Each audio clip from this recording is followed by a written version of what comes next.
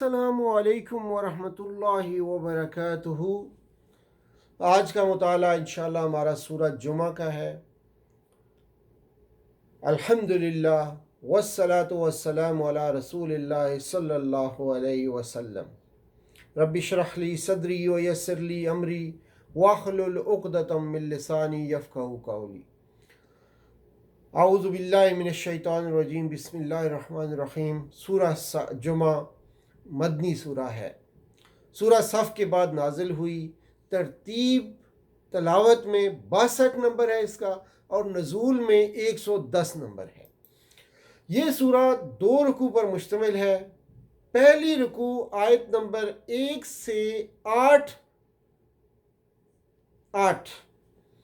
کا زمانہ نزول 7 ہجری ہے، جبکہ غزوہ احزاب میں تمام عرب کی اتحادی افواج کی اجتماعی کوشش بری طرح ناکام ہوئی تھی۔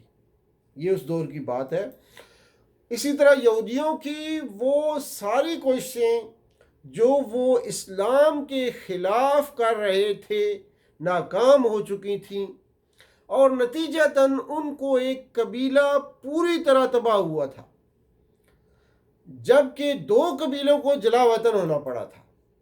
اس کے بعد یہود کا سب سے بڑا گڑھ خیبر بھی فتح ہو گیا تھا۔ الغرض عرب کے تمام یہود اب اسلام کی رعایا بن کر رہ گئے تھے۔ اس سورہ میں آخری مرتبہ ان کو خطاب کر کے 3 باتیں بتائی گئیں۔ نمبر 1 یہ کہ منصب رسالت اللہ کا فضل ہے، جسے چاہے عطا کر دے، جبکہ تم اس رسول سے اس لیے انکاری ہو کہ وہ تمہاری قوم میں سے نہیں ہے، بلکہ جن کو تم حقارت سے امی کہتے ہو، اللہ نے انہی امیوں میں سے رسول بھیجا ہے۔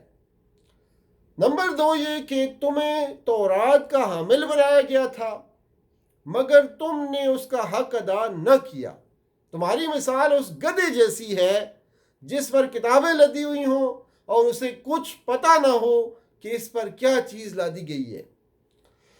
تیسرا یہ کہ اگر تم واقعی اللہ تعالیٰ کے محبوب ہو اور تمہارے بقول تمہارے لیے آخرت میں بڑی عزت اور قدر و منزلت کا مقام ہے، تو تمہیں موت کا ایسا خوف نہ ہوتا جو اس وقت تمہیں ہے۔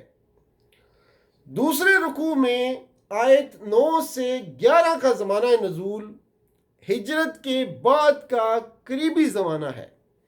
اس میں مسلمانوں کے لیے یہ تنبیہ ہے کہ وہ اپنے جمعہ کے ساتھ وہ معاملہ نہ کریں جو یہودیوں نے سبت کے ساتھ کیا تھا۔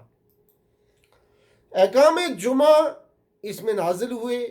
جمعہ کی پہلی اذان ہونے کے بعد ہر قسم کی خرید و فروخت اور دیگر مصروفیات حرام کر دی گئیں۔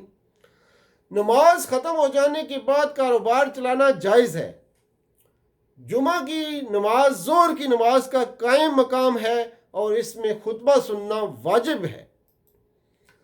جس مسجد میں بنیادی سہولیات میسر ہوں تو وہاں جمعہ ادا ہو سکتا ہے۔ مسافر، معذور اور عورت پر جمعہ کی نماز فرض نہیں ہے۔ دوڑنے کا مطلب جلدی کرنا اور تیاری کرنا ہے۔ جمعہ کے لیے 2 اذانیں حضرت عثمان رضی اللہ تعالیٰ عنہ کے زمانے سے شروع ہوئیں۔ فرمایا یسبح للہ ما فی السماوات و ما فی الارض الملک القدوس العزیز الحکیم هو الذی بعث فی الأمیین رسولا منہم یتلو علیہم آیاتہ ویزکیہم ویعلمہم الکتاب والحکمہ وإن كانوا من قبل لفی ضلال مبین۔ تو اس طرح یہ سورہ جمعہ کے متعلق ہمارے مختصر اس کا خلاصہ تھا جو میں نے آپ کے سامنے رکھا۔ وآخر دعوانا ان الحمدللہ رب العالمین، والسلام علیکم ورحمۃ اللہ وبرکاتہ۔